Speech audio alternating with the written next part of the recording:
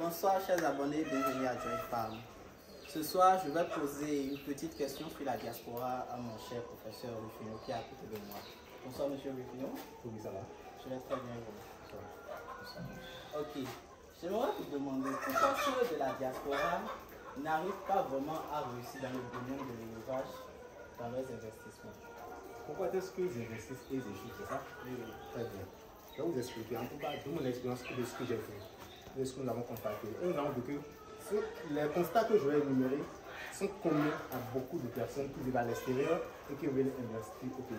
La première des choses qui font que les gens de la diaspora n'investissent pas, c'est qu'ils veulent travailler avec les gens de la famille au lieu de travailler avec les gens professionnels connus et reconnus qui ont réellement des parcours qui peuvent les aider.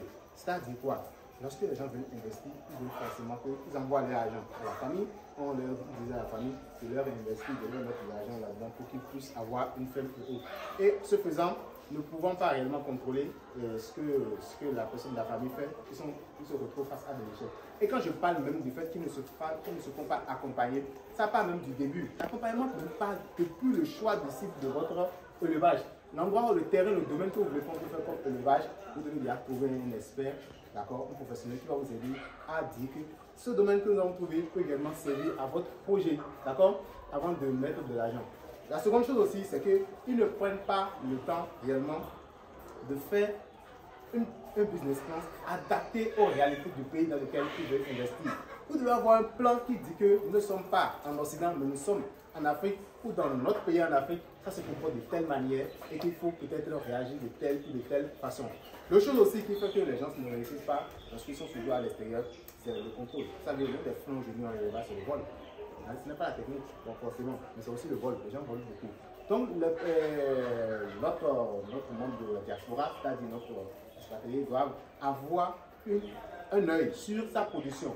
Ils doivent contrôler en fait quelle est la quantité d'œufs sortis, quel est le nombre de lapins qu'ils ont trouvé. Tous les jours, on doit lui faire un point détaillé. On ne doit pas laisser ça dans la main de quelqu'un de la famille pour voir réellement combien de lapins ils ont sorti, combien de lapins ils ont vendus, combien de couronnes ont été achetés. Aujourd'hui, qu'est-ce qui a été fait comme résultat, comme chiffre. Et même à la limite, il peut même être en contact avec les clients de sa ferme. Il doit connaître les clients de sa ferme pour que, à la limite, avoir combien de lapins, combien d'œufs ils ont pu acheter dans la journée. Pour comprendre un peu ce que je suis en train de dire. Aujourd'hui, il y a plusieurs outils aujourd'hui de contrôle qui permettent réellement de gérer sa ferme. Il y a l'Internet qui permet d'avoir des caméras où il surveille un peu partout ce qui se passe. Parce que lorsqu'on ne contrôle pas et on confie tout à un membre de la famille, on revient un bon jour au pays, on voit qu'on est dans les problèmes. Donc, le premier facteur qui fait aussi qu'on ne réussit pas lorsqu'on est loin, c'est aussi la main d'œuvre qui n'est pas totalement aussi facile.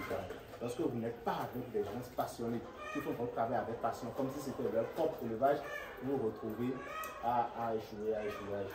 Donc je pense aussi que c'est ce genre de choses qui ne permettent pas réellement à ceux qui sont dans la diaspora réellement aussi. Mais Direct Farm aussi aujourd'hui s'offre comme alternative, comme solution. Avec l'université où vous travaillez, vous pouvez avoir une garantie sur votre investissement. En tout cas, vous avez un compte clair de tout ce que vous êtes en train de faire.